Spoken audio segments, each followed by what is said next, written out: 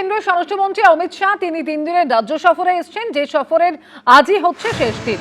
আজকে সৌজন্যে তিনি বৈঠক করলেন রাজ্যের আইন শৃঙ্খলা পরিস্থিতি নিয়ে।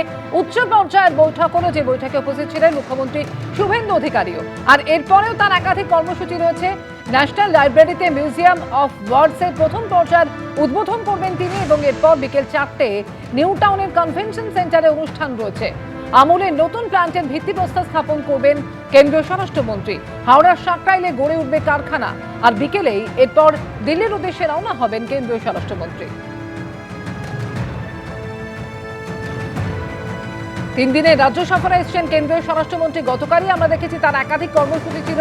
উত্তরকন্যায় উচ্চ পর্যায়ের বৈঠক করেন, যেখানে সীমান্ত সুরক্ষা ছিল মূল বিষয়, এবং এরপর আজকে তিনি বৈঠক করলেন রাজ্যের আইন শৃঙ্খলা পরিস্থিতি নিয়ে, এবং সেই বৈঠক হলো সৌজন্যে। সেই বৈঠক শেষ করে তার পরের কর্মসূচি ন্যাশনাল লাইব্রেরিতে মিউজিয়াম অফ ওয়ার্ডসের প্রথম পর্যায়ের উদ্বোধন করবেন তিনি। এরপর বিকেল 4টায় নিউ টাউনের কনভেনশন সেন্টারে অনুষ্ঠান রয়েছে কেন্দ্রীয় স্বরাষ্ট্রমন্ত্রী। ইতিমধ্যেই রাজ্যের আইন শৃঙ্খলা পরিস্থিতি নিয়ে যে বৈঠক, অর্থাৎ উচ্চ পর্যায়ের যে বৈঠক আজকে সৌজন্যে, সেই বৈঠক ইতিমধ্যেই শেষ করেছেন কেন্দ্রীয় স্বরাষ্ট্রমন্ত্রী, এবং এরপরেও তার একাধিক কর্মসূচি রয়েছে। বিকেল 4টায় নিউ টাউনের কনভেনশন সেন্টারে অনুষ্ঠানে তিনি যোগ দেবেন, যেখানে আমুলের নতুন প্ল্যান্টের ভিত্তিপ্রস্তর স্থাপন করবেন। দিনভর একেবারে ঠাসা কর্মসূচি কেন্দ্রীয় স্বরাষ্ট্রমন্ত্রীর। প্রথমে সৌজন্যে আইন শৃঙ্খলা নিয়ে বৈঠক, এবং তারপরে একের পর এক কর্মসূচি রয়েছে তার। 3 দিনের রাজ্য সফরে এসেছেন কেন্দ্রীয় স্বরাষ্ট্রমন্ত্রী। গতকাল উত্তরকন্যায় তিনি বৈঠক করেছেন। সীমান্ত সুরক্ষা নিয়ে বৈঠকে আলোচনা হয়, এবং এরপরেও আজকে রাজ্যের আইন শৃঙ্খলা পরিস্থিতি নিয়ে উচ্চ পর্যায়ে বৈঠক করলেন কেন্দ্রীয় স্বরাষ্ট্রমন্ত্রী। বৈঠকে ছিলেন মুখ্যমন্ত্রী শুভেন্দু অধিকারীও। টেলিফোনে রয়েছেন আমাদের সঙ্গে প্রতিনিধি অরিত্রিক ভট্টাচার্য। অরিত্রিক, আলিপুরের সৌজন্যে এই প্রথম যে বৈঠক, উচ্চ পর্যায়ের বৈঠক, সেই বৈঠক ইতিমধ্যে শেষ হয়েছে।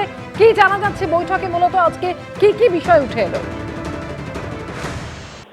দেখুন, এই মুহূর্তে বৈঠক শেষ হয়েছে এবং একে একে যারা বৈঠকে এসেছিলেন তারা বেরোতেও শুরু করেছেন। মূল বিষয়টা সম্পূর্ণটাই কিন্তু আইন শৃঙ্খলা সংক্রান্ত বৈঠক, এবং বেশ কয়েকটি বিষয় এখানে আলোচনা হয়েছে বলে সূত্রে মারফত আমরা জানতে পারছি। তার মধ্যে সীমান্ত সুরক্ষা একটি গুরুত্বপূর্ণ বিষয় ছিল, কারণ আমরা জানি যে কিছুদিন আগেই নতুন সরকার প্রতিষ্ঠিত হওয়ার পর বিএসএফকে জমি দেওয়া হয়েছে, এবং সেই সংক্রান্ত কি পরিস্থিতি এই মুহূর্তে রয়েছে, বিএসএফ সেই জমি কিভাবে ব্যবহার করবে থেকে শুরু করে বিএসএফ এর সঙ্গে রাজ্য পুলিশের সমন্বয় বাড়ানো, সেটাও কিন্তু একটা গুরুত্বপূর্ণ বিষয় ছিল এই বৈঠকে। বিএসএফ এর ডিজি নিজে উপস্থিত ছিলেন এই বৈঠকে।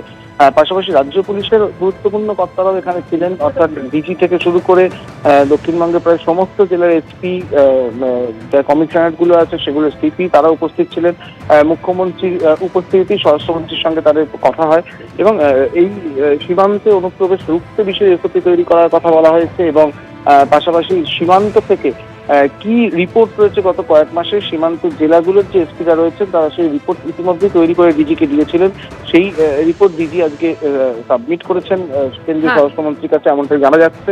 এবং পাশাপাশি অন্যান্য যে অপরাধগুলো 15 মাস ধরে কোনো রকম আইন শৃঙ্খলাজনিত রিপোর্ট পৌঁছায়নি, সেই বিষয়গুলো কিন্তু আলোচনা হয়েছে আজকের বৈঠকে।